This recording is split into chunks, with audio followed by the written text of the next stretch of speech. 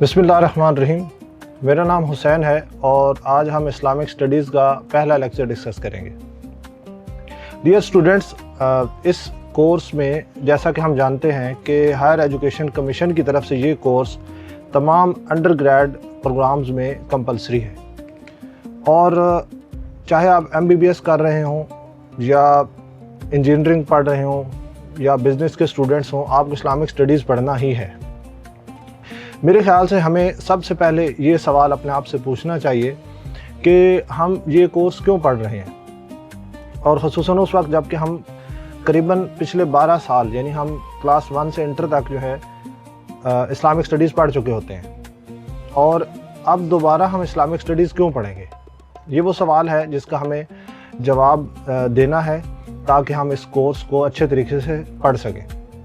जैसा कि आप जानते हैं कि आप किसी भी प्रोफेशनल कोर्स में इनरोल हैं अंडर ग्रेड में, चाहे आप MBBS कर रहे हैं या बिज़नेस के स्टूडेंट्स हैं या किसी भी सब्जेक्ट में हैं, इस कोर्स के बाद यानी अंडर ग्रेड जब आपका मुकम्मल हो जाएगा तो आपकी सारी ज़िंदगी इस प्रोफेशन में आगे बढ़ने और इस फील्ड में कामयाब होने में गुजर जाएगी। ये वो मरहला है जो आपको अमली ज़िंदगी के लिए सही तरीके से तैयार करता है। यानी मुमकिन है आपने कुछ चीज़ें इंटर तक पढ़ रखी हों इस मौजू से मुतल्लिक जिसमें आप स्पेशलाइजेशन कर रहे हैं, लेकिन हकीकत ये है कि इस वक्त जिस गहराई के साथ इन मज़ामीन को आपको पढ़ाया जाता है ये आपको इस काबिल बना देते हैं कि आप अमली मैदान में इस प्रोफेशन में या फील्ड में एक्सेल कर सकें।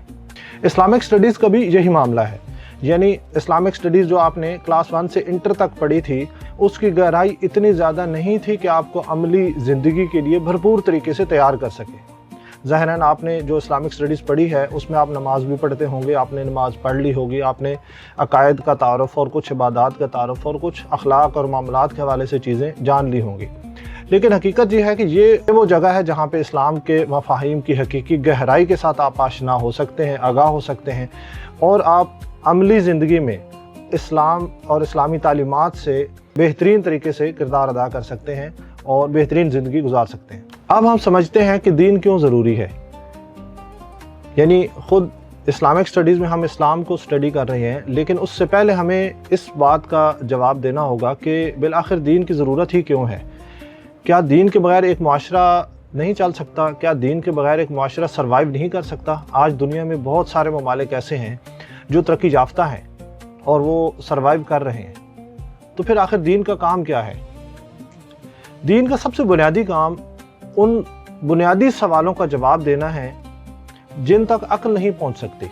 अक्ल ये तो जान सकती है कि इस कायनात का खालिक ज़बरदस्त पावरफुल वजूद है, कोई पावरफुल हस्ती है, ताकतवर वजूद है, क्योंकि इन गैलेक्सीज़ को, इन सैयारों और सितारों को ताकत के बगैर खल्क नहीं किया जा सकता। लिहाजा हमें ये समझ में आता है कि जो खल्क करने वाला है वो पावरफुल भी है, वो ज़बरदस्त विजडम का मालिक भी है, नॉलेज का मालिक भी है, ज़बरदस्त मैनेजर भी है, मैनेजमेंट भी उसने की है, ऑर्गेनाइजेशन भी उसने की है। इस कायनात को देखते हुए हम बहुत सारी क्वालिटीज़ को ड्राइव कर सकते हैं, समझ सकते हैं जो इसके पैदा करने वाले ने इसके अंदर रखी हैं। हमारी अक्ल ये जान सकती है, लेकिन ये नहीं समझ सकती कि वो ज़ात कौन है। इस काम के लिए दीन हमारे पास आता है। दीन बताता है कि इस कायनात का खालिक कौन है। वो एक अल्लाह है। अल्लाह ताला कुरान करीम में हमें बार बार इस तरफ तवज्जो दिलाते हैं कि इस कायनात के अंदर उसकी निशानियों को, उसकी क्रिएशन की निशानियों को, उसके विज़डम की निशानियों को, उसकी ऑर्गेनाइजेशन की निशानियों को, इनको डिस्कवर करें, इन पर सोचें। लिहाजा दीन का एक काम इस खालिक की पहचान है जिसने इस कायनात को खल्क किया है। और दूसरा सवाल ये है कि इस कायनात को क्यों खल्क किया गया है। अच्छा, ये वो सवालात नहीं है जो आज हम सोच रहे हैं। हज़ारों साल से इंसान जब से इस ज़मीन पर है, इंसान सोचता रहा है कि अगर ये कायनात बन ही गई है तो क्यों खल्क हुई। दीन यहाँ पर हमारी रहनुमाई करता है कि ये कायनात खल्क हुई है ताकि इंसान अल्लाह का खलीफा बन सके, अल्लाह का नायब बन सके, उसकी बंदगी कर सके। अब यहाँ पर दीन हमें उस मकसद की पहचान भी करवाता है जिसके लिए ये कायनात खल्क हुई है। और वो तीसरा सवाल कि उस मकसद तक कैसे पहुँचेंगे, उस मकसद तक जाने का रास्ता क्या होगा, दीन उसकी भी रहनुमाई करता है। और इसके अलावा और बहुत सारे मौज़ूआत में दीन हमारी रहनुमाई करता है, लेकिन सबसे बुनियादी सवालात यही थे जिनके बारे में दीन हमारी रहनुमाई करता है। ये है दीन का असल काम। दीन अपने मानने वालों को पसमानदा नहीं रहने देता। दीन उसकी इनफरादी और इज्तमाई ज़िंदगी के हर पहलू से उसकी रहनुमाई करता है। दीन चाहे आपकी ज़ाती ज़िंदगी हो, रूहानी ज़िंदगी हो, सियासी हो, इज्तमाई हो, समाजी हो, इक्तिसादी हो, हर पहलू से इस्लाम रहनुमाई करता है और इस्लाम आपको आगे लेकर जाता है। अब यहाँ पर सवाल पैदा होता है कि अगर दीन ऐसा है, अगर हम इस्लाम को स्टडी कर रहे हैं और हमारा दावा है कि इस्लाम ऐसा ही है, एक ऐसा दीन है जो इंसान को इस दुनिया में और आखिरत में कामयाब करने के लिए आया है, तो फिर ये सवाल पैदा होता है कि आज दीनी लिहाज से जो मुआशरे दीन के पैरोकार हैं वो पसमानदा क्यों हैं, वो तरक्की याफ्ता ममालिक से बहुत पीछे क्यों रह गए हैं। ये वो सवाल है जिसका जवाब हमें ज़रूर तलाश करना चाहिए। इसके बहुत सारे जवाबात भी हैं बहुत पहलुओं से, लेकिन एक जवाब जो सर-ए-दस्त हमें आपके सामने बयान करना है वो है इलाज और नुस्खे का फ़र्क। एक डॉक्टर जब आपको एक नुस्खा लिख कर देता है कि आप ये दवाई इस्तेमाल करें और आप वो नुस्खा लेकर अगर घर रख देते हैं तो कभी इलाज नहीं होगा, कभी आप सेहतयाब नहीं होंगे, क्योंकि आपने उस नुस्खे के मुताबिक दवाई ही इस्तेमाल नहीं की। लेकिन अगर आपने दवाई इस्तेमाल की तो फिर आप सेहतयाब होंगे। इस्लाम का मामला ये है, इस्लाम खुद से कोई अलग से कोई हस्ती नहीं है, कोई चीज़ नहीं है, कोई बाहर से कोई फोर्स नहीं है जो आएगी और हमारा मसला हल कर देगी, बल्कि दीन असल में एक सिस्टम का नाम है। अगर हम अपने आप को उस सिस्टम के मुताबिक कर लेंगे तो वो रिजल्ट्स मिलना शुरू हो जाएंगे जिनके लिए दीन ने वादा किया है। मसलन दीन ने कहा है कि अगर एक मुआशरा ईमान ले आता और तकवा इख्तियार करता तो उस पर ज़मीन व आसमान से बरकतें नाजिल होती। अगर हम अपने मुआशरे को देखें तो हम देखते हैं कि यहाँ पर बरकतें नाजिल नहीं हो रही। उसका मतलब ये है कि हमने नुस्खे के मुताबिक अमल नहीं किया, हम कहीं बहुत पीछे रह गए हैं। हमने दीन को सवाब का ज़रिया तो समझ लिया है, लेकिन इस दुनिया में अपनी निजात का ज़रिया नहीं समझा, जबकि दीन इस दुनिया में हमारी निजात का एक ज़रिया है। इस पर एक और सवाल भी पैदा होता है कि ये सवाल, या यूँ कह लीजिए ये एतराज़, जो दीन को नहीं मानते वो ये एतराज़ करते हैं कि दीन में कोई पावर नहीं है कि दुनिया से जुल्म व सितम ख़त्म कर सके। असल में दीन उनकी नज़र में फ़कत इबादत का नाम है, फ़कत कुछ रिचुअल्स का नाम है जो लोग अंजाम देते हैं। इन लोगों ने ज़ाहिरी तौर पर लोगों को देखकर ही दीन को समझा है। जब उन्होंने देखा कि दीन के पैरोकार, दीन के मानने वाले लोग किसी जुल्म व सितम पर आवाज़ नहीं उठाते, कोई एहतजाज नहीं करते, कोई बात नहीं करते, कोई रद्दअमल नहीं दिखाते, तो उन्होंने ये नतीजा निकाला कि असल में इनको दीन ने ऐसा कर दिया है, यानी दीन की तालीमात ही ऐसी हैं कि ये लोग जुल्म का मुकाबला नहीं कर सकते। हालांकि हकीकत ये है कि दीन का रंग मुज़ाहमती रंग है, रेजिस्टेंस का रंग है। किस तरह?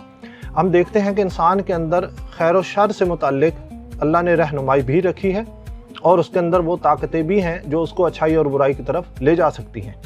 यहाँ पर दीन हमें तैयार करता है कि हम अपने अंदर की उन बुरी ताकतों से लड़ें, उनके ख़िलाफ़ मज़ाहमत करें, इंसान अपने ख्वाहिशात को कंट्रोल करे, इंसान अपने जज्बात और एहसासात को कंट्रोल करे, ताकि वो दीन के मुताबिक और अक्ल के मुताबिक अमल कर सके। दीन इंसान के अंदर रेजिस्टेंस ईजाद करता है हर उस मुश्किल के बारे में जो उसके वजूद के अंदर या उसके वजूद के बाहर है और जो उसके मकसद के ख़िलाफ़ उसको रोक सकती है, जो उसको उसके मकसद तक नहीं पहुंचने देती। दीन उसके लिए उसको तैयार करता है। इंसान के अंदर मज़ाहमत, रेजिस्टेंस का एलिमेंट खुद दीन की वजह से है। बल्कि यूँ कहना चाहिए कि हर मरहले में हर रेजिस्टेंस ही बड़ी रेजिस्टेंस है। अगर मैं अपने ख्वाहिशात पर कंट्रोल नहीं करता तो मैं फसाद करूँगा मुआशरे में।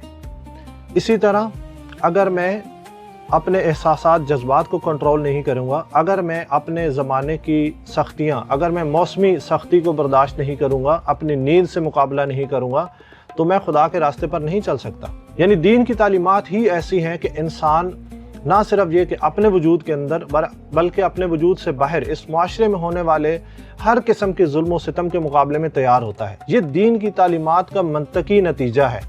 लाज़िमन ऐसा होगा। अगर हम सही दीनदार होंगे तो ये मुमकिन ही नहीं है कि हम अपने मुआशरे में होने वाले जुल्म व सितम से लाताल्लुक़ रह सकें। कुरान करीम में बनी इसराइल का किस्सा मौजूद है। उस किस्से से हम एक दर्स भी लेते हैं। हम जानते हैं कि फ़िरौन जब गर्क होता है तो मौजज़े से होता है। यानी क्या? यानी जब हज़रत मूसा अलैहिस्सलाम बनी इसराइल को उस दरिया से निकाल के ले जाते हैं और उस रास्ते से जो दरिया के बीच में उनके लिए बनाया गया था, جب وہاں پر فرعون اور اس کا لشکر پہنچتا ہے تو وہ پانی دوبارہ سے مل جاتا ہے، یعنی ایک معجزے نے فرعون کو مارا ہے۔ اب سوال ہونا چاہیے کہ اگر خدا یہ معجزہ کر رہا ہے اور فرعون کو مار رہا ہے تو اس فرعون کو اس وقت اللہ نے کیوں معجزے سے نہیں مارا جب یہ بنی اسرائیل کے بیٹے فرعون کے ہاتھوں ذبح ہو رہے تھے، جب بنی اسرائیل کی ناموس فرعون کے ہاتھوں لٹ رہی تھی، اس وقت یہ معجزہ کیوں نہیں ہوا؟ معجزہ اس لیے نہیں ہوا کہ جب تک ہم ظلم کے کمپیٹیبل ہوں گے، جب تک ہم ظلم سہتے رہیں گے، تب تک معجزہ نہیں ہوگا۔ یہ دین کی بنیادی جو تعلیمات ہیں یہ ہمیں سکھاتی ہیں کہ ہمیں ریزسٹنس کرنی ہے، ہمیں ہر قسم کے ظلم و ستم، ہر قسم کے فساد، ہر قسم کے مافیاز، ہر قسم کی کرپشن، اس کے مقابلے میں ہمیں رد عمل دینا ہے۔ یہ ہے دین کی روح اور اسپرٹ۔ اس چیپٹر میں جس میں ہم نے کچھ مطالب آپ کے سامنے پیش کیے، کچھ اور مطالب بھی ہیں جن میں ہم یہ بتاتے ہیں کہ کچھ الہامی ادیان ہیں اور کچھ غیر الہامی ادیان ہیں، اور اس کے علاوہ ہم اس چیپٹر میں یہ بھی ڈسکس کرتے ہیں کہ بنیادی عقائد کیا ہیں اسلام میں سورہ بقرہ کی 171 اور 285 آیت میں، اور اس کے علاوہ ہم یہ بھی دیکھتے ہیں کہ اسلام کی کچھ خاص خصوصیات کیا ہیں، جن میں سے ایک خصوصیت یہ ہے کہ اسلام دین فطرت ہے، یعنی انسان کی فطرت کو دین دباتا نہیں ہے، اس کو ختم نہیں کرتا، بلکہ اس کی فطرت کے عین مطابق اس کو رستہ دیتا ہے، اس کو ڈائریکشن دیتا ہے۔ انسان کی فطرت میں ایک حص ایسی ہے جس کا تعلق عبادت سے ہے، یعنی بندگی سے ہے۔ انسان ہر حال میں بندگی کرتا ہے، چاہے وہ اپنی خواہشات کی کرے یا کسی ایکسٹرنل فورس کی، تو خدا نے یہاں پر اس کو اپنے یعنی خالق کی بندگی کا درس دیا ہے۔ اسی طرح انسان کے اندر جستجو ہے سیکھنے کی، لگن کی، یہاں پر بھی دین اس کو راستہ دیتا ہے اور ڈائریکشن بھی دیتا ہے۔ پہلے چیپٹر میں یہاں تک کے مطالب مکمل ہو چکے ہیں۔ انشاءاللہ ہم اگلے چیپٹر میں اسلامیات کے نئے مطالب کے ساتھ، کچھ نئے مفاہیم کے ساتھ آپ کی خدمت میں حاضر ہوں گے، اور انشاءاللہ ہم کوشش کریں گے کہ ہر لیکچر میں آپ کچھ ایسی باتیں سیکھ سکیں جو اس وقت یونیورسٹی میں رہتے ہوئے آپ کے لیے سیکھنا ضروری ہیں، اور عملی زندگی میں جب آپ جائیں گے تو آپ کے بھرپور کام آئیں گی انشاءاللہ۔ اس لیکچر میں آپ کو کوئی بھی سوال ہو، کوئی بھی مشکل ہو، کنفیوژن ہو، تو آپ مجھ سے میرے ای میل پر رابطہ کر سکتے ہیں جو یہاں آپ کو لکھا ہوا نظر آ رہا ہے۔ تھینک یو ویری مچ، بہت شکریہ۔ انشاءاللہ اگلے لیکچر میں ملاقات ہوگی۔ السلام علیکم ورحمۃ اللہ وبرکاتہ۔